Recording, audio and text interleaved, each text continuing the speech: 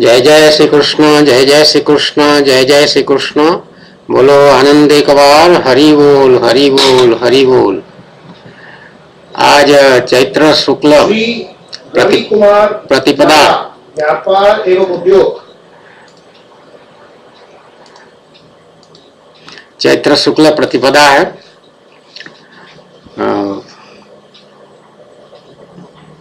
दिन सोमवार और तारीख 31 मार्च। ये 2013-2014 वित्तीय वर्ष फाइनेंशियल ईयर का अंतिम दिन है। तो अभी समाचार देख रहे थे इसमें yahoo.com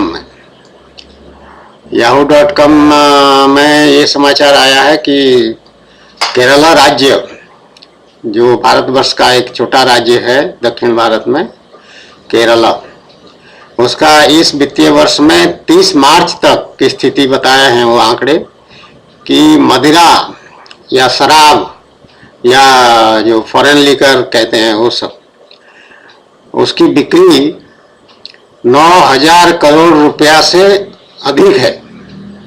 एक दिन बाकी है, आज का उन्होंने गणना नहीं किया 31 मार्च का।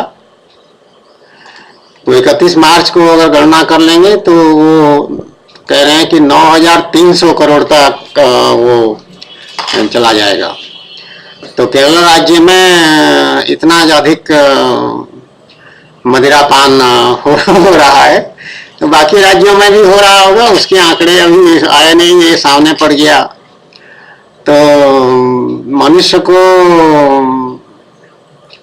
की बुद्धि जो है वो भ्रष्ट हो जाती है, माया से मोहित हो जाता है और उसको समझ में नहीं आता है कि क्या कर्तव्य है और क्या कर्तव्य नहीं है। वैसे ऊपरी स्तर पर, सतही स्तर पर अगर तुरंत हम बात कहना चाहें तो हम ये कह सकते हैं कि भारतवर्ष में की सभ्यता संस्कृति में मदिरापान करना मना है। मदिरापान करने को अच्छी बात नहीं कहा गया है। मदिरापान करने से बचने के लिए कहा गया है कि अपने को बचाओ, मदिरापान मत करो। मदिरापान और जुआ खेलना ये कोई अच्छी चीजें नहीं है, ये व्यसन है और बहुत हानिकारक व्यसन है। और जहां तक धर्म की बात कहो, सनातन धर्म की बात, मदिरापान को महापाप कहा गया है। ये मेरे सामने है, इस तरह के बहुत सारे नोट्स जो हैं आपको मिल जाएंगे मेरे पुस्तकों में। ये श्रीमद् भगवद गीता की जो हिंदी टीका है, साधक संजीवनी, जिसकी मैं प्रशंसा करती रहती हूँ बार बार, ये स्वामी रामसुखदास जी ने इसको इस टीका को लिखा है, जो गीता प्रेस गोरखपुर से संबंधित रहे हैं। इसमें ये छांदोग्य उपनिषद का जो श्लोक है उसमें ये मदिरापान करने वाले को शास्त्र में महापापी कहा गया है। तेनो, ये संस्कृत श्लोक पढ़ रहे हैं, तेनो हिरण्यस्य सुराम पिबंश्च गुरोस्तल्पम मावस मंद्राह्य चेते पतन्ति चत्वारः पंचम अश्वावरम तेरिति। अर्थात स्वर्ण की चोरी करने वाला, मदिरा अथवा शराब पीने वाला, गुरु स्त्री गमन करने वाला, ब्राह्मण की हत्या करने वाला, ये चारों महापापी हैं और इनका संग करने वाला 5वां महापापी है। मदिरापान खाली करने वाला नहीं, मदिरापान कराने वाला। हम इंडियन पुलिस सर्विस में रहे हैं, जो हमारे देश का एक सबसे अच्छा जो सेवाएं हैं, सरकारी सेवाएं, उनमें से एक माना गया है। साधारणतः आईएएस के बाद आईपीएस का को ही स्थान मिलता है जहाँ तक पद की महिमा या गरिमा का प्रश्न है। तो उसमें हमने देखा है अधिकारियों को मदिरापान करते हुए, नियमित रूप से कुछ कभी कभी।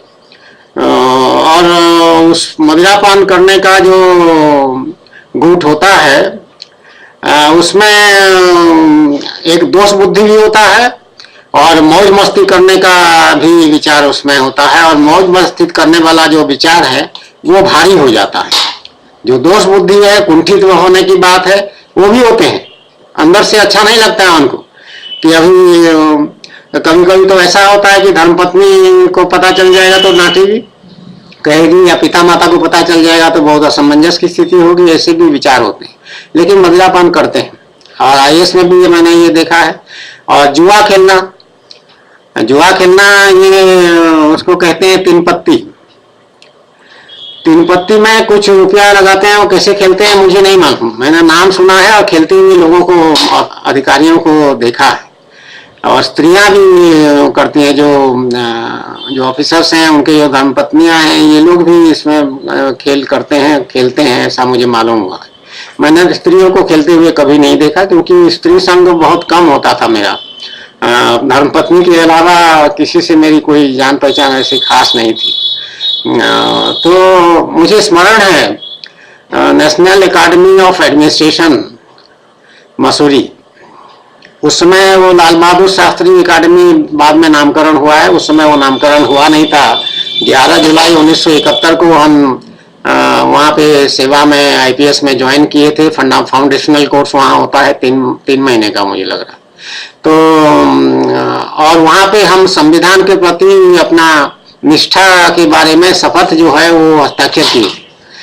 और हैप्पी वैली ब्लॉक के कमरा नंबर 95 है जहाँ तक स्मरण है, हम रह रहे थे, हमको मिला था। हमारे साथ थे वीरेंद्र राज सिंह, जो कि जम्मू और कश्मीर राज्य के आईएएस अधिकारी हैं, उनको वही राज्य मिला था बाद में।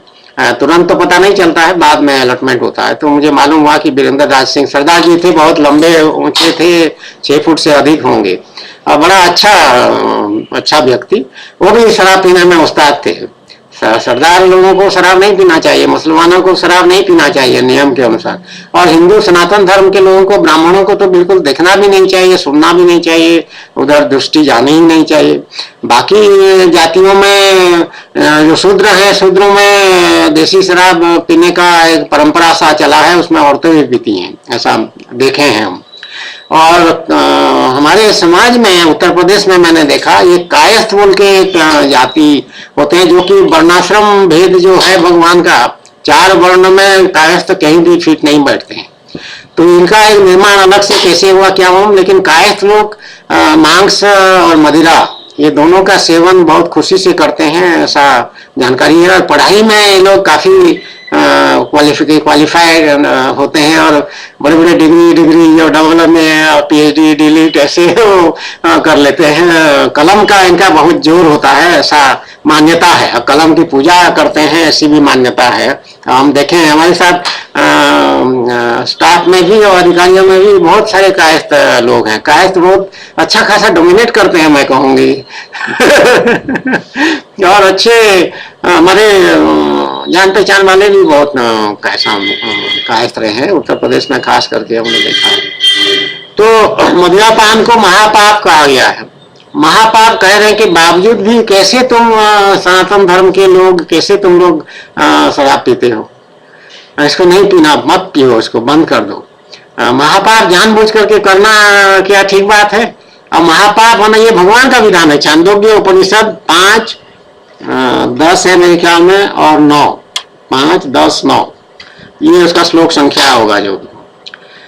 तो इसको पढ़ लो थोड़ा सा, अगर तुमको भरोसा विश्वास नहीं हो पा रहा है मेरी बात पर। तो मैं कोई गलत बात अभी कभी नहीं की, आज क्या कभी भी नहीं किया, कभी किसी को गुमराह करने की बात कभी नहीं किया। भगवान की ऐसी कृपा रही है कि सत्य पर हमारा जीवन आधारित रहा।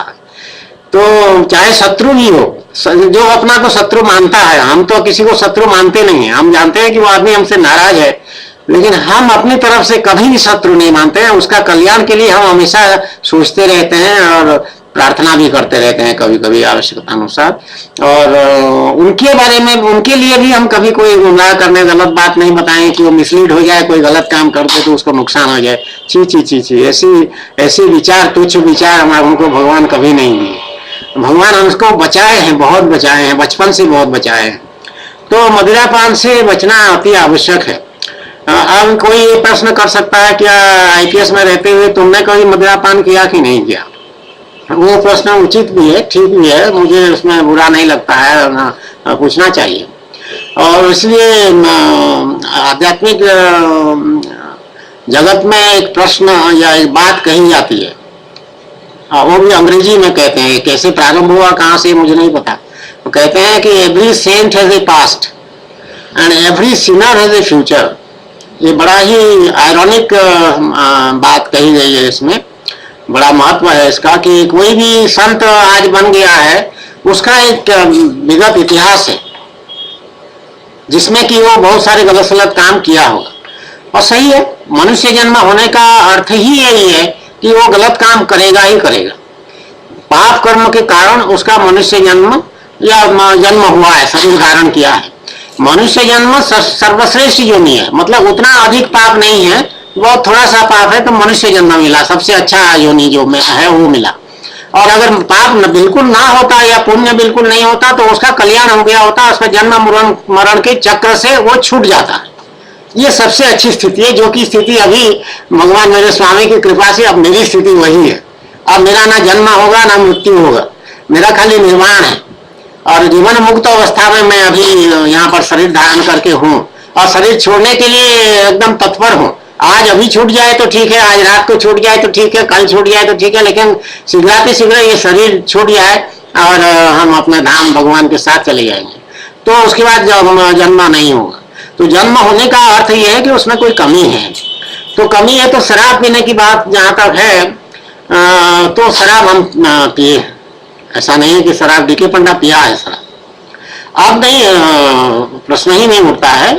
जब चाय कॉफी छूट गया आध्यात्मिक साधना के मध्य में, आप सोचिए 12 साल की जो साधना है 1991 से लेकर के चाय कॉफी भी छूट गया। ये कोल्ड ड्रिंक्स जो मिलते थे, फेंटा वंटा नाना प्रकार की बातें होती थी, वो सब भी छूट गए पूरा।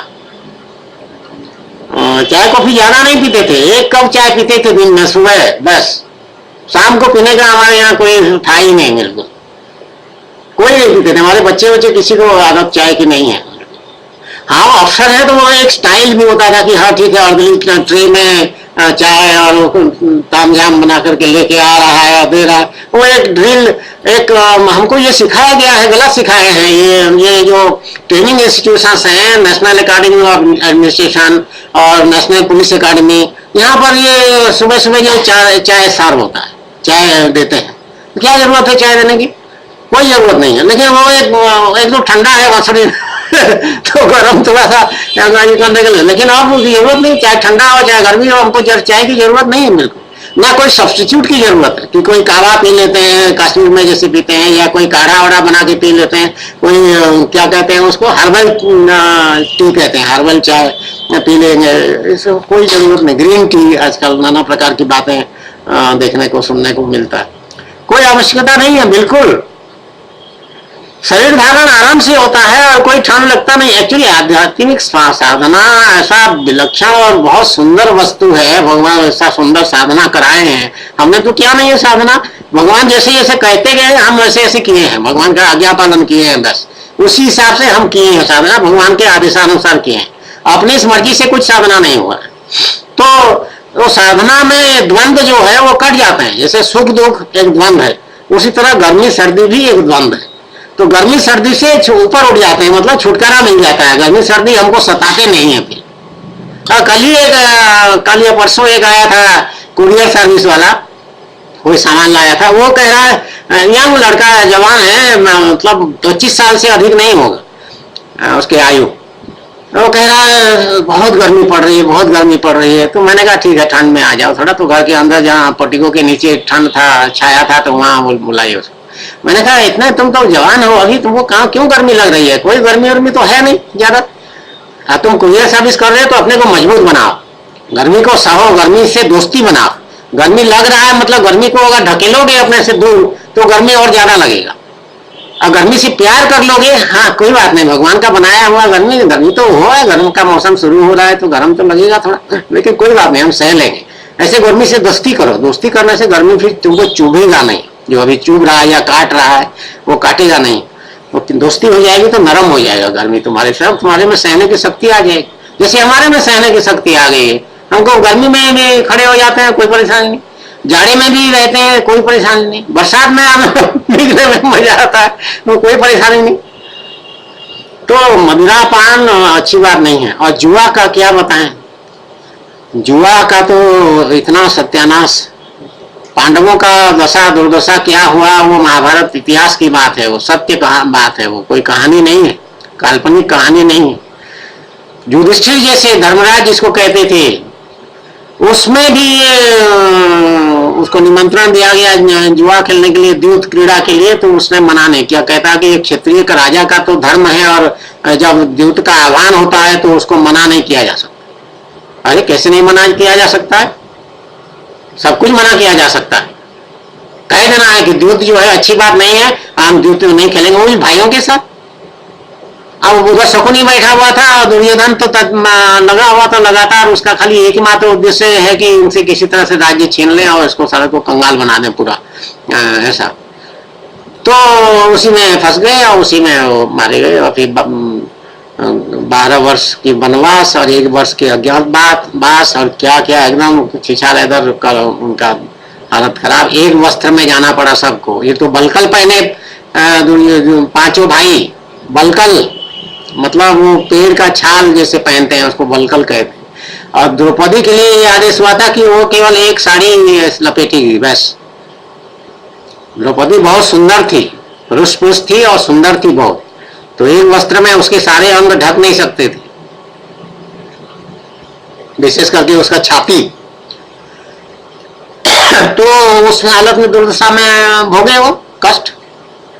तो वो भगवान का विधान कहना समझ में आता है, वो उसमें हमको कोई बहुत ज्यादा व्याकुलता या वो वाली बात नहीं है कि हम बहुत परेशान हो रहे हैं, ऐसी बात नहीं है। हम जानते हैं कि भगवान का विधान के अंतर्गत सब हो, लेकिन हम तो व्यवहारिक जगत की बात कर रहे हैं कि क्या करना चाहिए क्या नहीं करना चाहिए।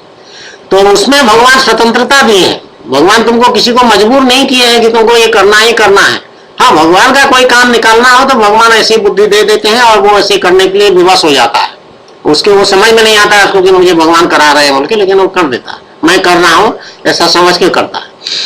तो जहां हम अपने डिस्कशन की बात करें या अपने विवेक शक्ति का सदुपयोग की बात करें कि मैं इस काम को करूं या ना करूं, सम्यक रूपेण विचार करने की बात हम कह रहे हैं, तब शराब पीना एकदम बंद करना है। शराब नहीं पी सकते, सनातन धर्म का आज्ञा का उल्लंघन होगा और नियम का उल्लंघन करने से तुम दुर्दशा में पड़ोगे, कष्ट भोगोगी। उसी तरह जुआ भी उसी तरह की बीमारी है। तो हैप्पी वैली ब्लॉक की मैं बात कर रही थी, नेशनल अकेडमी ऑफ एडमिनिस्ट्रेशन में जब हम थे तो वहां पर ये 3 पत्ती खेलते थे।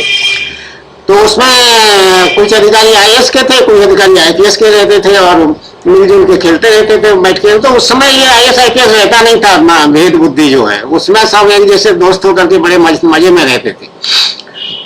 तो मैं कभी कभी खड़े होकर वहां देखती थी इनका हरकतें, अंदर से मुझको बिल्कुल पसंद नहीं था, ना मैं कभी आकर्षित हुई, ना वो लोग बुलाते थे जरूर, अरे कुछ नहीं है वो तो क्या कहते हैं आज का स्टेक ज्यादा नहीं है, 1 रुपया का है, 2 रुपया का है, ऐसा कुछ कहते थे। और स्टेक फेक मैं कुछ नहीं समझती थी, वो जुआ में जो लगाते हैं पैसा वही स्टेक हो है। तो एक बार ऐसा हुआ कि विजेंद्र बोल के एक IAS अधिकारी थे जो बाद में यूपी कैडर ही आए, आगरा के रहने वाले थे, हमारा भी यूपी कैडर हुआ।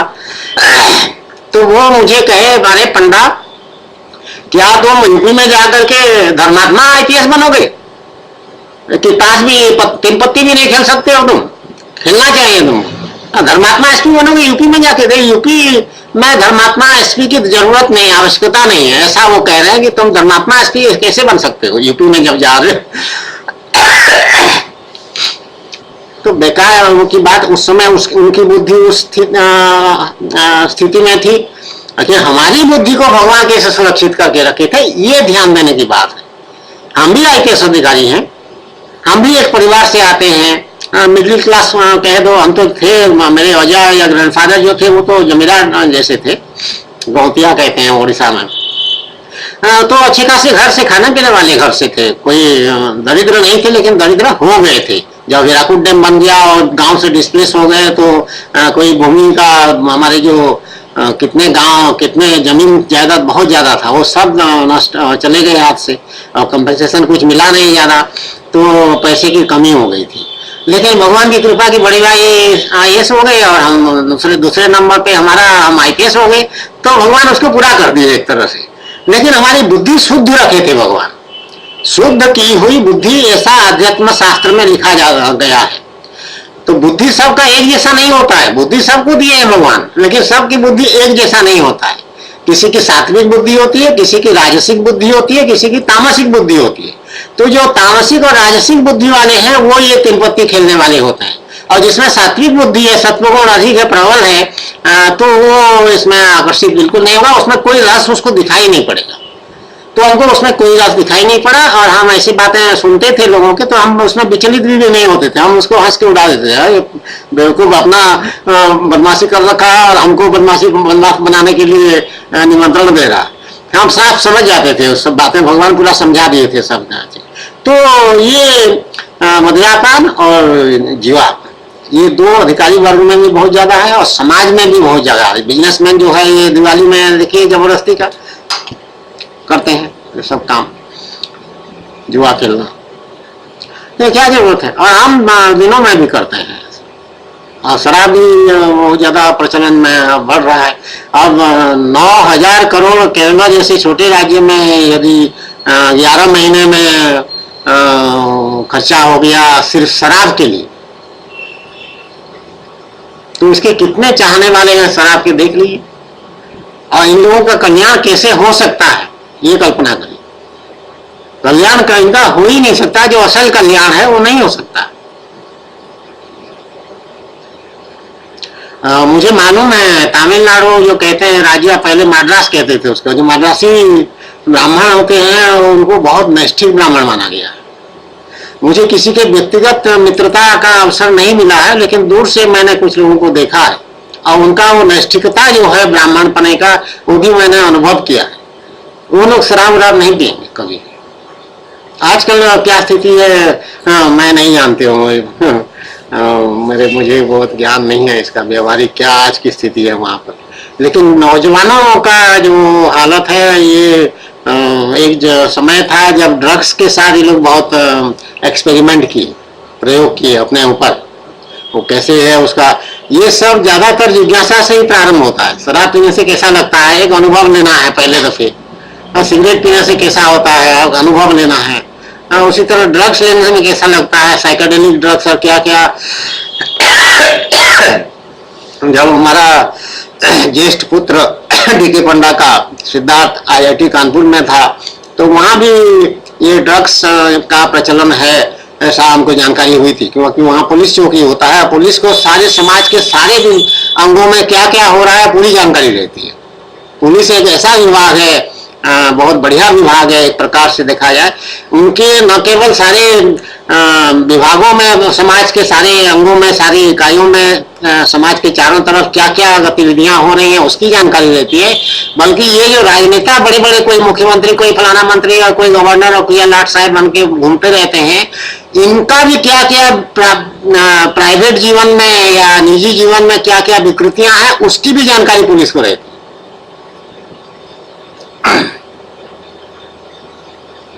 तो मुझे मालूम हुआ कानपुर में ड्रग्स का इस तरह का है, तो जो उनको मासिक खर्चा दिया जाता था बच्चे को, तो उसको पूरा हिसाब से दिया जाता था और हिसाब लिया जाता था।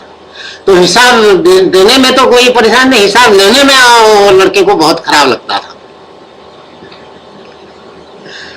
खराब लगना चाहिए भी, बड़ा लड़का है और उससे कहो क्या क्या कैसे कैसे खर्चा हुआ बताओ, लेकिन हमको करना पड़ता है। हम एक अभिभावक हैं, पिता हैं, तो हमारी जिम्मेदारी बनता है कि वो कोई रुपया का दुरुपयोग ना हो रहा हो, और कोई दुराचरण में लड़का अगर चला गया तो फिर वापस नहीं आएगा, वो बर्बाद हो जाएगा पूरा। तो उसको जीवन को सजाने संवारने में ही हमारा ध्यान रहता था। पैसा हम हिसाब नहीं मांग रहे हैं, हम उसका जीवन का हिसाब मांग रहे हैं कि तुम ठीक ठाक हो, संतुलित होकर के हो, अनुशासन में हो, जैसा होना चाहिए वैसे हो, या किसी दिन फिर हमारा नाम बदनाम करने वाले हो। इस वजह से, इस कारण से हम इस बात के पीछे पड़े रहते हैं और अधिक पैसा बिल्कुल नहीं देते। छात्र का जीवन जो है वो तपस्या का जीवन होता है। ये बात डीके पंडा जो है, उसके पिताजी नीलाचल बिहारी पंडा जो हैं, उन्होंने उसको समझाया था। वो ये कहते थे कि छात्र मतलब तपस्या, जैसे तपस्या करने वाला तपस्वी होता है, उसी तरह जो छात्र है वो तपस्वी है। और तपस्वी के लिए ना कोई मनोरंजन की बात होती है, ना कोई अनुशासनहीनता की बात होती है, और ना कोई दुराचार की बात होती है, ना कोई उछल कूद करने की बात होती है, ना कोई मौज मस्ती करने की बात होती है, ना कोई शौक पालने की बात होती है, ना कुछ भी नहीं। केवल पढ़ाई पढ़ाई पढ़ाई और तपस्या करो और सदाचार में रहो, अच्छे अच्छे गुण बनाओ अपना, और सभी को साथ उचित व्यवहार करो, बड़ों का सम्मान करो, शिक्षकों का सम्मान करो, सबको जैसा यथा योग्य व्यवहार उचित प्रकार से करो। तो इस प्रकार की शिक्षा हमको मिला है, अपने परिवार में संस्कार मिला है, तो वही संस्कार हम अपने बच्चे को देना चाहते हैं। लेकिन क्योंकि जमाना बदल रहा है, तो जमाना बदलने के हिसाब से जो है वो कहीं कहीं रिएक्ट करते हैं बच्चे आजकल, और बच्चे पिता माता का जो उपदेश है उसको सुनना नहीं चाहते हैं। हमारे अपने परिवार में ये बात हमने देखा। बड़े भाई जो थे वो बड़ा उच्छृंखल आचरण किए इस मामले में, पिता की बात को सुनने में या समझने में, और दुर्व्यवहार तक बातें गई हैं, और बड़ा खराब अनुभव रहा है उनको, उनके व्यवहार को लेकर के हमारा। तो जमाना उस समय भी इतना खराब हुआ नहीं था, ना इस समय कोई बहुत खराब है, लेकिन अपने कुछ लोग उस बहाने जो है अपने आचरण को दूषित करते हैं और जमाने के ऊपर उसको थोपने की कोशिश करते हैं। तो मदिरापान और द्यूत क्रीड़ा, जुआ खेलना, ये दोनों चीजें एकदम एकदम खत्म हो जाना चाहिए, पूरा बंद होना चाहिए। अब देखिए भगवान कितने अच्छे हैं। आध्यात्मिक साधना जब हमारा शुरू हो गया और भगवान की तरफ हमारा ध्यान चला गया, भगवान के सम्मुख हो गए, इसको कहते हैं इस भाषा में, आध्यात्मिक भाषा में कहते हैं हम भगवान के सम्मुख हो गए, या भगवान हमारे सम्मुख हो गए। तो वो थोड़ा सा अच्छा नहीं लगता है कहते हुए कि भगवान कैसे होंगे, हम होंगे भगवान के। भगवान तो है, हम भगवान के सम्मुख जाके खड़े हो जाते हैं। तो भगवान के सम्मुख जब हो गए, हमारा देखिए टेलीविजन देखना पूरा बंद, म्यूजिक रिकॉर्ड प्लेयर वगैरह था उसमें सुनना पूरा बंद, समाचार पत्र पढ़ना पूरा बंद, न्यूज़पेपर न्यूज मैगजीन्स वगैरह जो आते थे उसको देखना पढ़ना एकदम बंद, सामाजिक व्यवहार के नाम पे जो आना जाना इधर उधर मिक्सिंग सोसाइटी में और संसारी लोगों से बातचीत करना पूरा बंद, और ये चाय कॉफी वगैरह जो है ये सब पूरा के अंडा भी, नॉनवेज कोई नहीं, बिल्कुल पूरा बंद, एकदम बंद। और सात्विक आहार, और उसमें फिर नीम की पत्ती चबाना अभ्यास के लिए, जीवा को नियंत्रण करने के लिए सुबह सुबह नीम का पत्ती सबसे पहले, बस कोई चाय वाय नहीं, नीम का पत्ती। तो नीम का पत्ती जीवा खा के वो ठीक हो गया, बिल्कुल उसका दिमाग सही हो गया, और वो जीवा जो है और कोई चीज मांगने की स्थिति में नहीं है कि मुझे कोई पकवान चाहिए बोल के, और खाए नीम का पत्ती और थोड़ा दे देंगे अगर कोई पकवान खाने की इच्छा हो तो इसी तरह से इंद्रिय निग्रह ये सब कर, तो सब चीज छूट गया। मौज मस्ती करने का पूरा कभी था भी नहीं हमारे परिवार में, ज्यादा हमारे साथ नहीं था मौज मस्ती करना, ज्यादा नहीं, ज्यादा क्या बहुत मिनिमम था, कुछ जरा सा था एकदम, और पूरा जो जरा सा भी था वो भी एकदम नष्ट हो गया, खत्म हो गया। तो जब तक संयम में नहीं जीवन आएगा, इंद्रिय निग्रह जब तक नहीं होगा, आध्यात्मिक साधना होगी कैसे? केवल आध्यात्मिक साधना की बात नहीं है, जीवन को जीने के लिए, अच्छी तरह से जीवन को, स्वास्थ्यकर जीवन, स्वस्थ जीवन जीने के लिए इंद्रिय निग्रह आवश्यक। गृहस्थ के लिए यही आज्ञा, भागवत महापुराण में गृहस्थ के लिए एक अध्याय अलग से दिया गया है, उसको पढ़िए। गृहस्थ को कैसे उठना बैठना, कैसे रहना चाहिए, कैसा क्या क्या करना चाहिए, वो सब उसमें भगवान दिए हैं कि कोई अंतर अधिक नहीं है। गृहस्थ खाली कुछ अतिथि सेवा आदि कुछ काम उसको एक्स्ट्रा ज्यादा करना पड़ता है, अदरवाइज नहीं तो वो पूरा संयमित जीवन जिएगा। और ये जो धर्म, अर्थ, काम और मोक्ष, ये चार पुरुषार्थ की बात जो कहते हैं, इन चारों को आजकल कुछ लोग मैंने सुना है ऐसा, उसको कहते हैं कि अर्थ धर्म, अर्थ मतलब पैसा कमाना, और पैसा कमाना है तो पैसा जैसे मर्जी है वैसे कमाओ। नहीं, अर्थ का भी मतलब ये है, धन उपार्जन जो होगा वो भी धर्म के अनुसार होगा, अधर्म के अनुसार नहीं। मतलब रिश्वतखोरी या मिलावटी सामान बेचने के बाद या और कोई दुष्कर्म करने के बाद स्मगलिंग वगैरह, वो नहीं। धर्म से अर्जित किया गया धन को अर्थ कहा गया है। उसी तरह काम, काम मतलब काम विषय सुख जो भी है, इंद्रियों का सुख, वो सब भी जो है धर्म पूर्वक किया जाए तब जाकर के वो ठीक है। और मोक्ष तो अंतिम स्थिति है, मोक्ष होगा, वो तो ठीक है, भगवान की कृपा पर निर्भर करता है। लेकिन पुरुषार्थ वाले विषय में भी जितना भी जो कुछ करना है सब धर्म के अनुसार, धर्म पूर्वक, धर्म के अनुसार करना पड़ेगा। तो उसकी ये बातें समझ में आनी चाहिए। तो कहेंगे जीवन तो फिर बड़ा ड्राई हो जाएगा, फिर मजा के कब करेंगे? मजा करना सीखो उसी में, उसमें बहुत मजा आता है। जो आदमी सदाचार में है वो सबसे आंखें मिला करके खुल के बात कर सकता है, बिना आंखें चुराए, बिना सर नीचे किए, बिना ग्लानि का अनुभव किए, बिना धर्म संकट में पड़े, बिना किसी हिचकिचाहट के, साफ सुथरा एकदम बात करेंगे तो उसमें आपका ना ब्लड प्रेशर बढ़ेगा, ना हार्ट बीट तेज होगा, ना कोई बीमारी तुमको पकड़ेगा। जितने हैं सब साइकोसोमैटिक डिजीज है ज्यादातर। साइको मतलब मन से, मन तुम्हारा अस्थिर होगा, चंचल होगा, ग्लानि में रहेगा, अपने को दोषी मान रहा होगा, कोसता होगा, या वो कर करके जो है बेशरम हो गया होगा, तो कैसे तुम्हारा स्वास्थ्य ठीक रहेगा? फिर शरीर पर उसका प्रभाव पड़ता है, जो भी गलत काम करते हो शरीर के ऊपर प्रभाव पड़ता है। तुम तो साफ सुथरा होकर के रहो तो साफ सुथरा जीवन एकदम बिल्कुल कितना बढ़िया आनंदमय होगा। तो असल सुख वही है, उस सुख को पहचानने की जरूरत है, उस सुख को पहचानने की आवश्यकता है। उसको देखो कितना बढ़िया सुंदर सुख, हमसे पूछो, हम बताएंगे इतना आनंद है इसमें। हम सब काम कर रहे हैं, अभी बहुत मेहनत कर रहे हैं, बाहर के कूड़ा उठाते हैं जाकर के, बाहर सुबह सुबह 3 बजे 4 बजे पूरा झाड़ू पोछा लगा करके कूड़ा वूड़ा उठा करके सब सेवा करते हैं भगवान की। तो भगवान का मंदिर है ना, यहाँ कुछ भी करो सब भगवान की सेवा हो जाता है।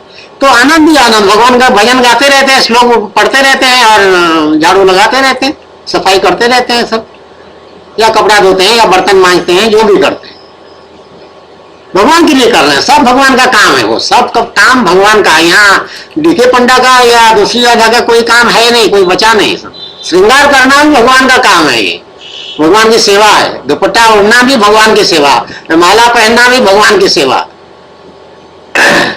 पीताम्बर धारण करना भगवान की सेवा, सब बैठना, ये बोलना, ये सब भगवान की सेवा। अभी जो वीडियो रिकॉर्डिंग हो रहा है एक बात को लेकर के, तो वो भी भगवान की सेवा है। भगवान का आज्ञा है कि बोल दो, कोई किसी का हो सकता है, किसी को समझ में आए, किसी का कल्याण हो जाए।